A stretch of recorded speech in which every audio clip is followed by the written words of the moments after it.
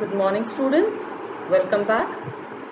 We have already started Nazism, and today, from Nazism, the rise of Hitler, we'll be starting the next topic, that is political radicalism and economic crisis. Germany में युद्धों के बाद में बहुत सारे लोगों को जान और माल का नुकसान हुआ। साथ ही साथ देश यूरोप जो अभी तक दूसरे देशों को कर्जा दे रहा था, वो खुद बहुत ज़्यादा कर्जे में डूब चुका था।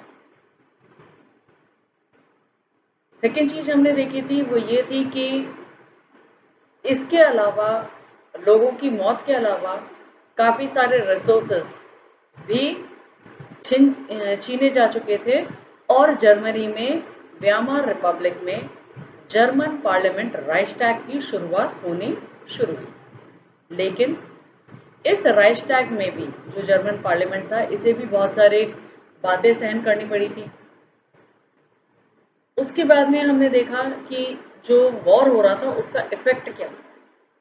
तो वॉर के लिए एक तरफ तो सारे लोग ये कह रहे थे, पॉलिटिशियंस, पब्लिसिस्ट ये बोल रहे थे कि आम जनता को मैस्कुलिन होना चाहिए, थोड़ा सा स्ट्रांग होना चाहिए, क्योंकि मिलिट्री को वो लोग बहुत ज़्यादा महत्व दे रहे थे।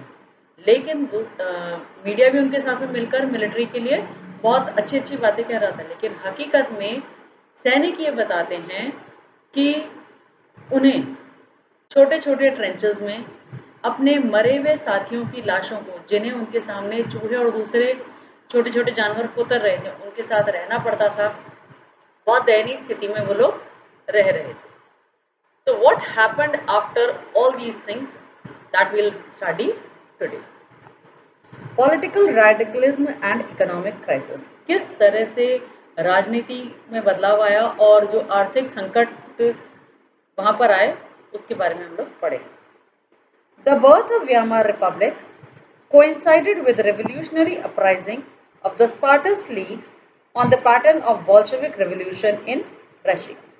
रशिया में जिस तरह से बोल्शेविक रेवोल्यूशन हो रहे थे, उसी तरह से वेमार रिपब्लिक के अंदर स्पार्टस लीग के माध्यम से बहुत सारे आंदोलनात्मक कार्य होने शुरू हुए। Soviets of workers and sellers were established in many cities. बहुत सारी जगह अलग अलग सोवियट्स की संरचना होनी शुरू हो गई।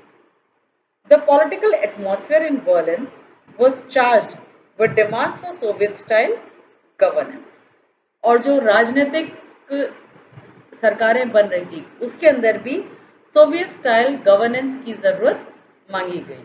वो ये कहा गया कि वहां पर भी सोवियत स्टाइल से सरकार बने। Those opposed to this, such as socialists, Democrats and Catholics, met in Weimar to give shape to the democratic republic.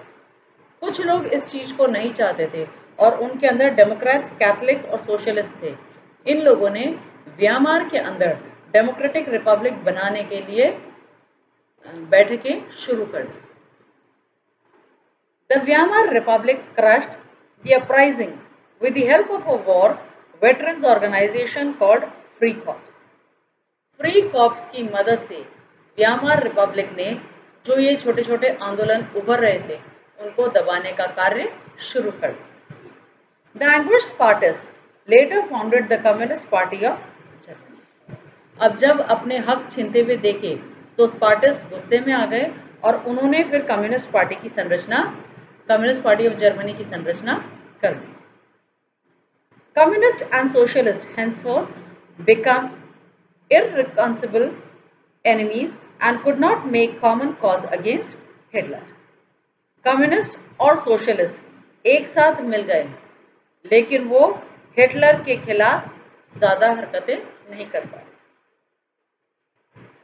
Both revolutionaries and militant nationalists craved for radical solutions, और हर कोई अब radical solutions की मांग करने लगा। Political radicalization was only heightened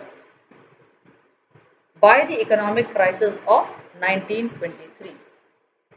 आर्थिक संकट 1923 के अंदर जो आया उसकी वजह से राजनीतिक हलचल में उथल पुथल होनी शुरू हुई। Germany had fought the war largely on loans and had to pay war reparation in gold.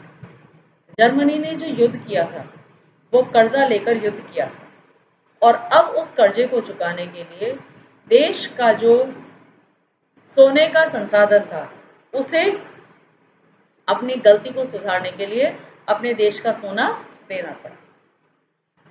This depleted gold reserves at a time resources were scarce. और जो ये सोने का खजाना था एक समय ऐसा आया कि ये सोने का खजाना भी कम पड़ने लगा। In 1923, Germany refused to pay and the French occupied its leading industrial area road to claim their hold. 1923 में जर्मनी ने अपने देश का सोना देने से मना कर दिया, तो उसके बदले में फ्रांस ने जर्मनी का रूर वाला इलाका जहां पर बहुत ज़्यादा कोयला था उस इलाके पर अपना कब्जा कर लिया। Germany retaliated with passive resistance and printed paper currency recklessly. Germany आक्रोश में आ गया, झुंझला गया और उसने इसका विरोध करने के लिए, अपनी स्थिति को सुधारने के लिए पेपर करेंसी, कागजी नोटों की अंधाधुंध छपाई करनी शुरू कर दी। With too much paper printed money in circulation, the value of the German mark fell. German mark जो वहाँ की करेंसी थी, क्योंकि कागजी नोट काफ़ी मात्रा में छप चुके थे, तो जर्मन मार्क की कीमत घट गई। In April, the US dollar was equal to 24,000 marks. In July, 3,53,000 marks. In August, 46,21,000 marks, and at 9,88,60,000 marks by December, the figure had run into trillions. धीरे धीरे जर्मन मार्क की वैल्यू बहुत ज़्यादा घटती गई। अप्रैल के महीने में जो यूएस डॉलर 24,000 मार्क्स के बराबर था, वही जुलाई में 3,53,000 मार्क के बराबर हो गया। अगस्त आते आते 46,21,000 मार्क के बराबर हो गया और दिसंबर का महीना आते आते 9,88,60,000 मार्क्स के बराबर हो गया। मतलब कुछ ही महीनों के अंदर मार्क की वैल्यू, जर्मन करेंसी की वैल्यू बहुत ज़्यादा घट गई। As the value of the mark collapsed, prices of goods soared. जैसे जैसे मार्क की कीमतें घटती गईं, वैसे वैसे बाजार में सामानों की कीमतें बढ़ती गईं। The image of German carrying cartloads of currency notes to buy a loaf of bread was widely publicized, evoking worldwide sympathy.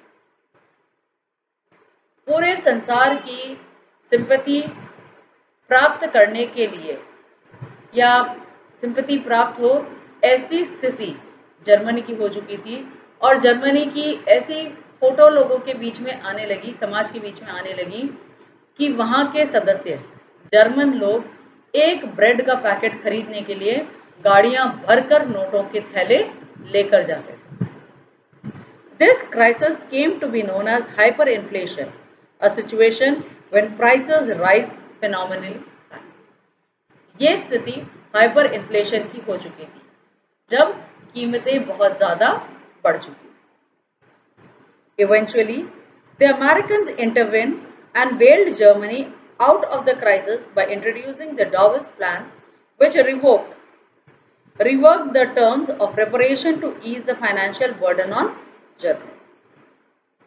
धीरे धीरे डाविन्स प्लान को जर्मनी में लाया गया ताकि वहाँ पर जो ये आर्थिक संकट हो रहा है उससे उबार आ सके और जर्मन का फाइनेंशियल बर्डन थोड़ा सा कम हो।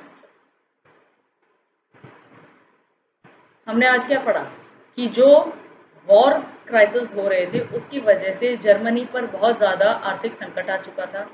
जर्मनी ने बहुत सारा कर्जा लिया था, उस कर्जे को चुकाने के लिए उसे अपने देश का सोना देना पड़ रहा था। इतना ही नहीं, वहाँ की जो राजनीतिक स्थिति थी वो भी ज़्यादा सही नहीं थी, वहाँ पर भी बहुत सारी हलचल हो रही थी। तो जर्मनी अपना सोना दे रहा था और सोना देने की वजह से काफ़ी सारे सोने के खजाने खत्म होने लगे आखिरकार जर्मनी ने सोना देने से मना कर दिया, तो फ्रांस ने जर्मनी का रूर वाला इलाका जहां पर भारी मात्रा में कोयला होता था उस पर कब्जा कर लिया।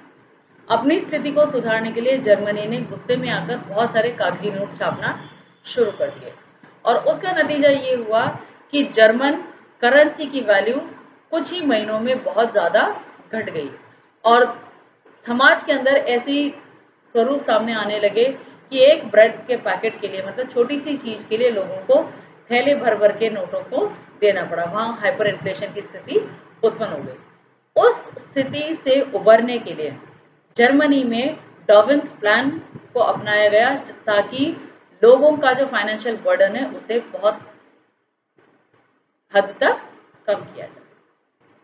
I hope you have understood this plan. That's all for today. We'll meet very soon in next video.